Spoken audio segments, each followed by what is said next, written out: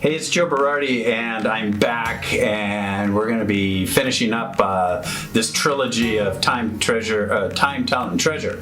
And this is the treasure part of it. And so one of my favorite parts, obviously, because I think that, a lot of people really stress out. We all stress out over money, right? We never seem to have enough of it. The more you make, the more you want. Most people fall into the financial trap of overspending or, not understanding the power of money, and kind of fall into this trap of overindulgence, overconsumption. We definitely live in a society today that is all about consumers, right? It's a consumer society. Most Americans, we're one in civilized or first world nations, we're the worst at saving disposable income. I think we're at like 5% of our disposable income is actually saved. We're really far down on the list of industrialized nations that actually save money. I think Japan leads the world with disposable income savings of up to 20%. More of a disciplined approach of how you save your money. Understanding the concept about money and the appreciation for money, for me, came at a very early age. I've always been interested in money and the things that it can offer you and the financial freedom. I remember as a kid, listening to my mom and dad who sat around the dinner table and were always talking about the bills and how difficult it was. And, my mom was a stay-home mom. She was an Avon lady, did things from home. We had 6 kids. She had 6 kids at home. My dad was a blue-collar worker. He, had spent time in the Marine Corps and then was a butcher after that. And so, we always had a roof over our head and food on the table, but we didn't have excess. We didn't have a lot. Which was fine. As growing up as a kid, I really didn't understand the difference between what we had and what we didn't have. It wasn't a big deal. But one thing that did strike me was the uncertainty in my parents' voices when they would talk about money and how it was always seemed to be a challenge and something to worry about. And I told myself when I was young, or at least it ingrained within me, is I didn't want that for me. And so perhaps that was my driving force to understand the concept of money and how to grow money and always have money around me. And that started at a very early age. I always had a job, whether it was delivering newspapers or selling cards door to door or collecting pop bottles when I was 4 years old. All the way through my life, I've always been in business for myself, or I've always made money or had an appreciation for money. Now, believe me, I've made enough mistakes along the way, but I understand the treasure part of our life, the money that we make, is a point of stress for a lot of people. And that's why when I teach my courses and I talk to people, I like to talk to them about what type of a financial person are they. You find people all over the spectrum. Those that are conservative, those are the risk takers, those that are savers, those that are consumers, consume more than they make, use credit, extend themselves. Those that are conservative want to get out of debt, be debt-free. And there's definitely value in that. Those that live a Spartan life because they save everything, and those that want a little bit more out of life and maybe overindulge. Well, I think the two can kind of marry each other, and you can actually have characteristics of both and still be safe from financial challenges, as well as living a life of fulfillment. And so understanding money, then you can become more in control of your life. I think a lot of times people feel like they're out of control because they're living paycheck to paycheck. The money is always scarce. What's the saying? There's not enough month at the end of my paycheck, or not enough paycheck at the end of my month. But either way, it's like they run out of money. And basically what they've done is they've overextended themselves. They live beyond their means because they want to keep up with everyone else. They see this consumer mentality that I must have satisfaction. My needs must be fulfilled immediately. And in reality, no, we could wait for certain things and put it off for another day. But we tend to kind of fall into that money trap. And financial institutions make it very easy for us. Credit cards start coming to us immediately out of high school. The introduction of debt, buy things on credit, get it now, take it home, pay later, and we tend to get over our head.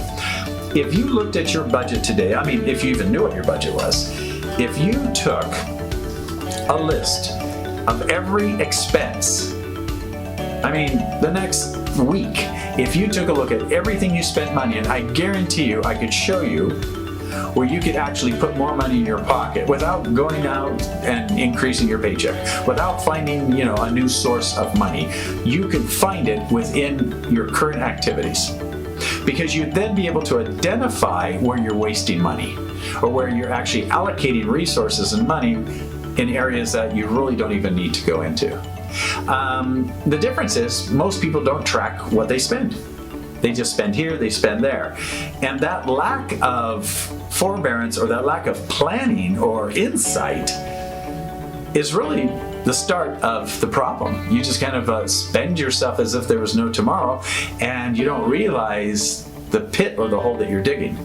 So if you really took a look at everything you spend money on, and at the end of the week, and if you were detailed, I spent $25 here, I spent $1 there, etc., and you tracked every expense, you could see where you could change things and actually free up income. You could free up some of the resources that you're spending frivolously and on things that really are of no importance. There are certain then things you can change in your life to free up that money and actually put it towards something that's actually going to benefit you down the road. You see, I started an IRA when I was 18 years old. I understood the value of saving money. See, when you start to understand the value of money, when you start to understand compounding interest, when you understand time, the relationship of time to saving money, it's incredible. If you look at charts that show compounding interest over time based on a certain percentage of return on an investment, it's incredible. The difference is the time. So the sooner you learn concepts about money, the quicker you can actually get to your financial goal. You see, you must have a goal. If you do not have a target, you will never get there. You must have a financial goal. And I don't care how old you are, what position you are in life, where you're at. Have a goal. Sit down and write that within 1 year, 5 years, 10 years, 20 years, or down the road, whatever it is, I want to have X amount of dollars. And if that is your intent, and if that is your goal, and you're willing to work towards it, you will absolutely get there, and then some. Because you will learn important, valuable lessons and hacks and things along the way that are going to get you there. But if you just do here and there and just throw it to the wind and hope it all plays out well for you, then basically that's what you're going to get. It's either going to work out well or it's not going to work out well. And I guarantee you the percentages are against you. Understanding money allows you to be in control, or else you will continue to allow external forces control you because you don't understand the power and importance of your own decision making. Money can be your friend and can work for you, or the pursuit of money can destroy you. Understanding how money works allows you to be in control. And basically, there are certain steps that you can follow with regards to being in control of your money. Budget. Understand what your needs are versus your wants, and start to allocate your resources. See, I can show you in my courses and the things that I teach how to make a lot of money. But if you're not a good steward of the money you have now, do you think if having more money is going to solve your problems? No. You'll just do exactly what you're doing now, but with more money, which means you'll spend more, you'll get yourself more in debt, with more liability over your head, with a bigger chance of it all come crashing down if things go wrong. So learn as you earn, and you'll put yourself up or set yourself up into a good position to be financially successful. The earlier you learn, the better off you'll be. And if you happen to be mature or, older, then learn it for your children or for your grandchildren or those behind you, to something you can leave to. A legacy we leave is not a legacy of here's a big inheritance, here's a big, bank account of money. I mean, that's actually the worst thing you could leave people. Leaving them a legacy of learning and understanding. Leave them the legacy of hard work and understanding the value of working for those things that you have. Leave them a legacy of education and understanding how things work in life to their benefit is more valuable than if you left them a bank account, because I guarantee you leaving a bank account will be wasted within a generation or two. Most family businesses that give their business to their children within 2 years fail because that child wasn't the one who created that business. Now, percentage-wise, that's true. Not all businesses will fail because of that, but majority will, because it was given, it wasn't earned. What are you doing with your treasure? How are you using it to your advantage? There's a saying, any fool can earn money, but it takes a wise man to dispose of it to his own advantage. Take the time, use your talents, and learn about how to increase your treasure and then hold on to it. Remember, at the end of the day, it's not how much money you make, it's how much money you keep. Put money away for that rainy day. Have enough savings that if something were to happen to you or to your circumstances around you, that you wouldn't freak out. You wouldn't lose sleep. You wouldn't get sick over it, worrying about money. You wouldn't argue with your significant other, your spouse, your partner because of money.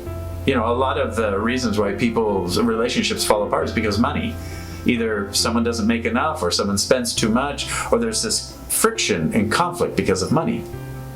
Learning to use money as part of your partnership is valuable. Spend the time to learn and increase your talent with regards to financial education. Become self-reliant. Remember, success is never an accident.